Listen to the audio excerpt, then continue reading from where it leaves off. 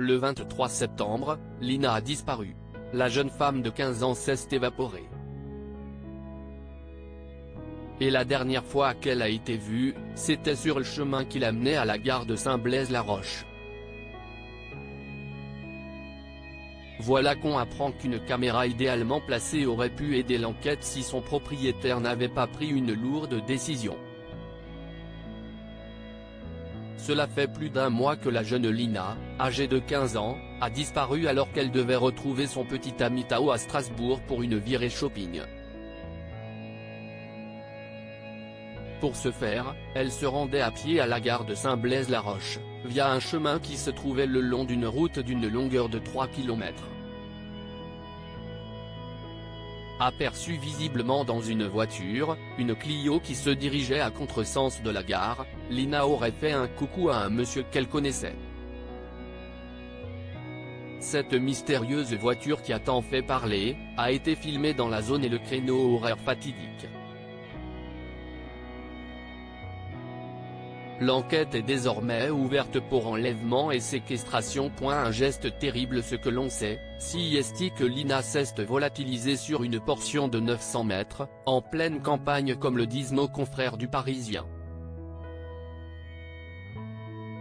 Elle n'a en effet jamais atteint la piste cyclable, et encore moins la gare, comme l'attestent les rares caméras du secteur, indique le journal.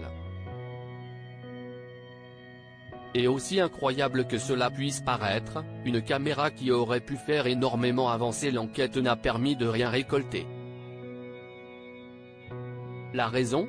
Le propriétaire de l'appareil idéalement dirigé sur la route principale de Saint-Blaise-la-Roche a effacé toutes les images, faute de place sur son disque dur.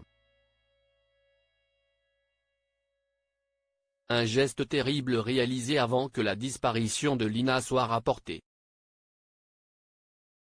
À défaut d'avoir ces images, d'autres ont permis d'en savoir plus sur ce qu'il s'est passé. Alors que le téléphone de Lina a cessé d'émettre à 11h22, l'ancien maire du village Jean-Marc Chipon a observé grâce à une caméra positionnée devant chez lui que Lina s'était évaporée à une vitesse grand V.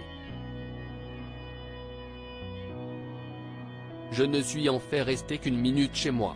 Il en faut 2 pour rejoindre la route, ce qui signifie que j'ai croisé Lina à 11h20, et qu'à 11h25, elle s'était déjà volatilisée, a-t-il déclaré.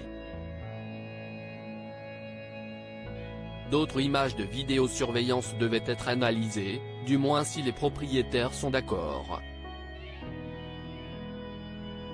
En effet, le capitaine Marc Rolland a évoqué l'analyse des systèmes de surveillance des habitants du coin. Souvent, ils débordent sur le trottoir, un bout de rue. Mais comme si est illégal, ces témoins, pourtant intéressants, ne se manifesteront pas tout seuls. On peut imaginer que les enquêteurs vont faire un porte-à-porte pour déterminer qui en dispose, quelle caméra filme la rue et ça, sur toutes les voies irriguées de puits pleines.